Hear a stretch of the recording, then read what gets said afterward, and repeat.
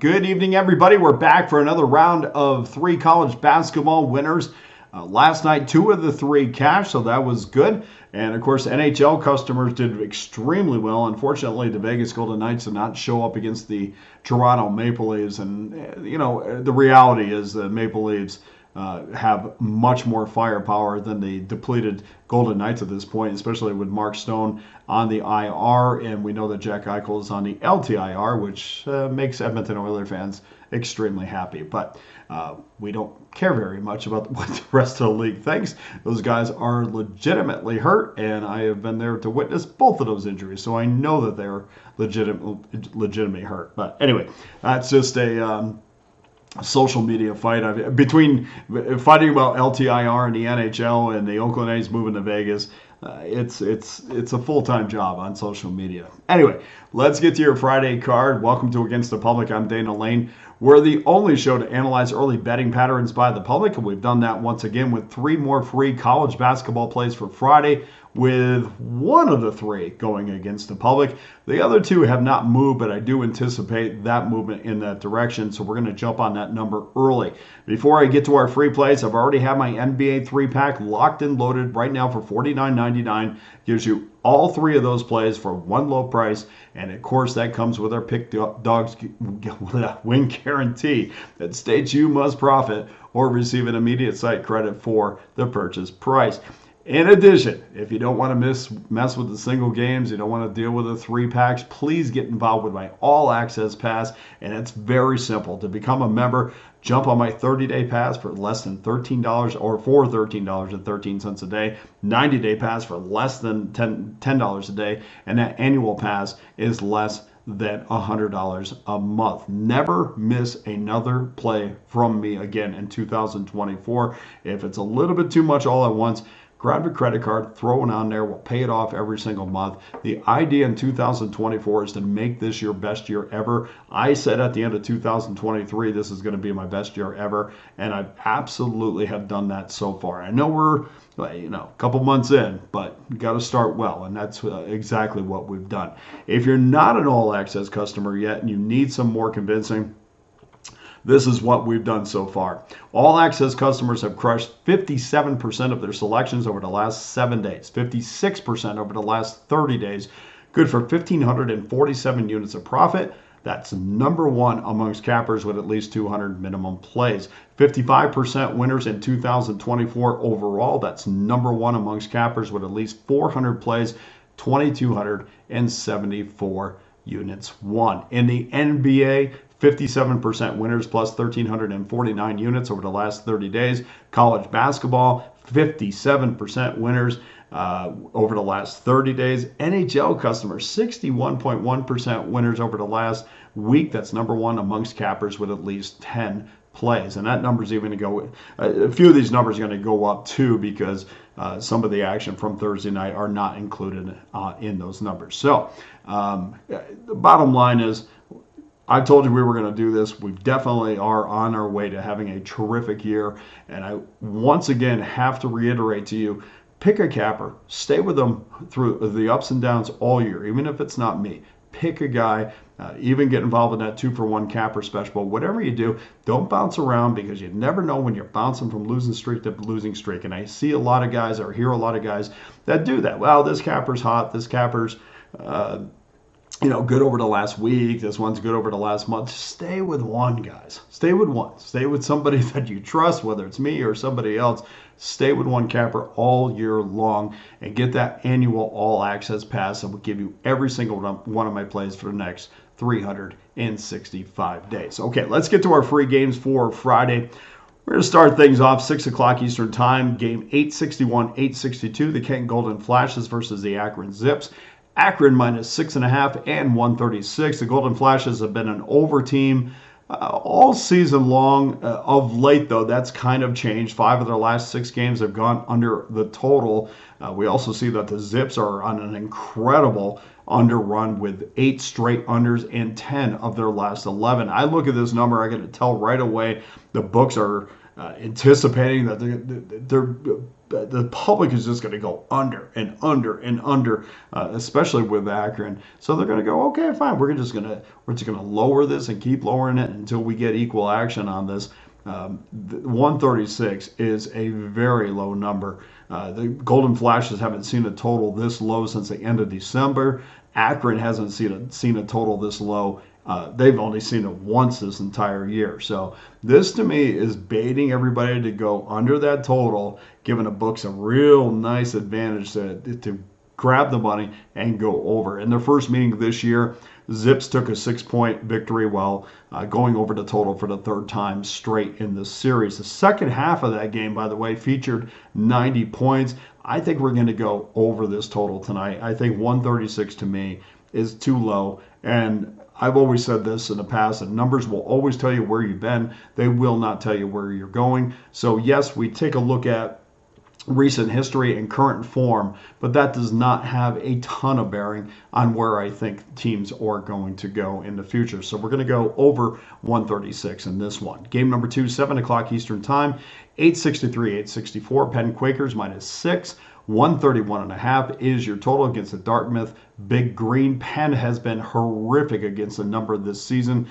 With 14 losers in 21 games, they've failed to cover 7 of their last 8 games and have just won 1 game on the road this year in 11 opportunities. And of course, the Big Green have had a long season, but have played pretty well of late after a 9-point loss to Cornell. They were an 18-point dog in that game, and they led by as many as 14 points in the first half. They played extremely well, and that second half loss, in the second half, and that loss to Columbia in addition. We saw 5 Dartmouth players finish in double digits. So their starting 5 getting very active, had some, they're not going to beat Cornell.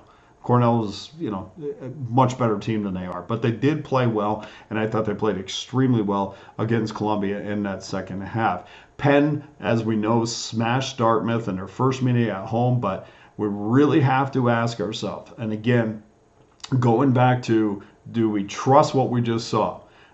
Do we think that Dartmouth is going to shoot 9 for 31 from 3 again? Do we think they're going to be 16 of 50 from the floor again? Do we think that Penn is going to shoot 51% and 56% from 3? That's what happened in game 1. I don't think so. I'm going to take Dartmouth in the bounce back here. We're going to take them plus the 6. And in game number 3, and your final free game, 7 o'clock Eastern Time, 865, 866. I own a Gales -1 and 146 against the Rider Bronx.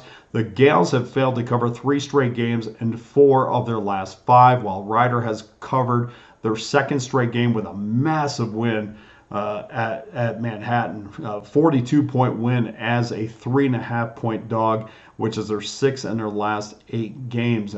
6 and 2 cover in that statistic.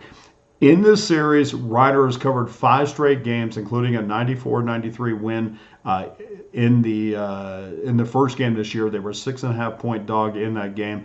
And then going back to the Manhattan game, the Bronx broke a record, a school record, shooting 76.4% in that game on 32 assists. And this was the game after Rider came back from a 13-point deficit against Mount St. Mary's.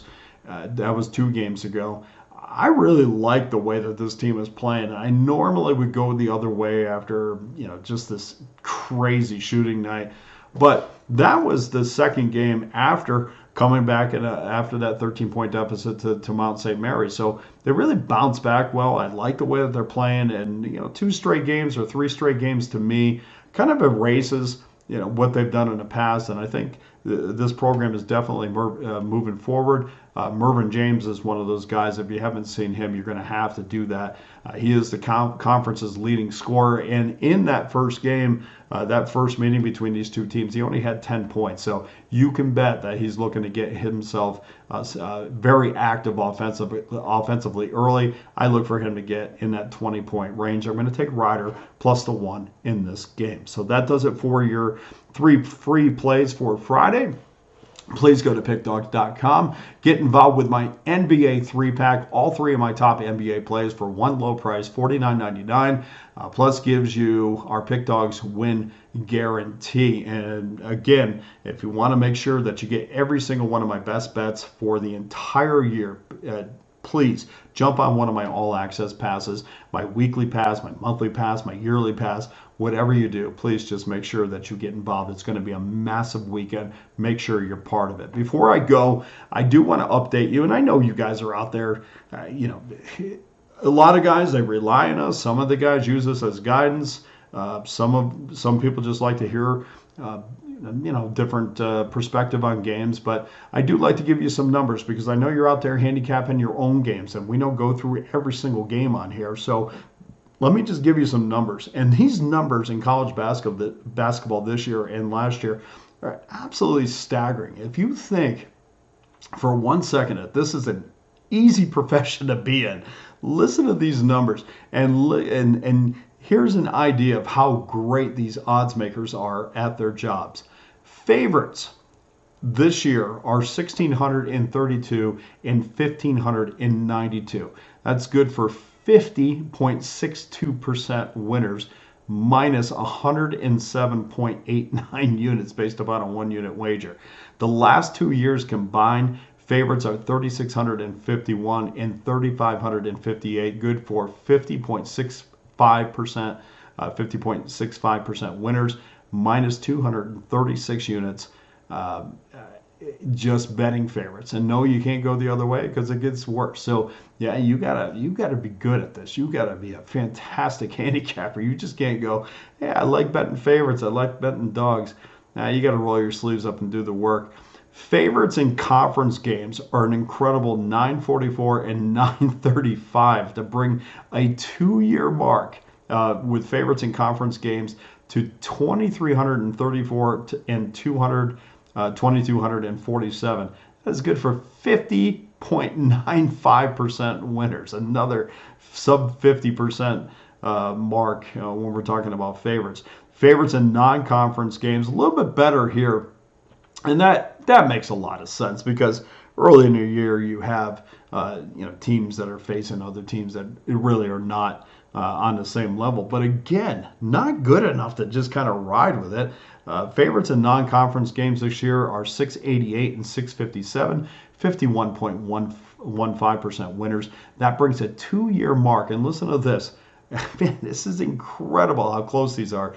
A 2-year mark for favorites in non-conference games, 1,317 and 1,311. That's just 6 games above 500 and 2,628 games.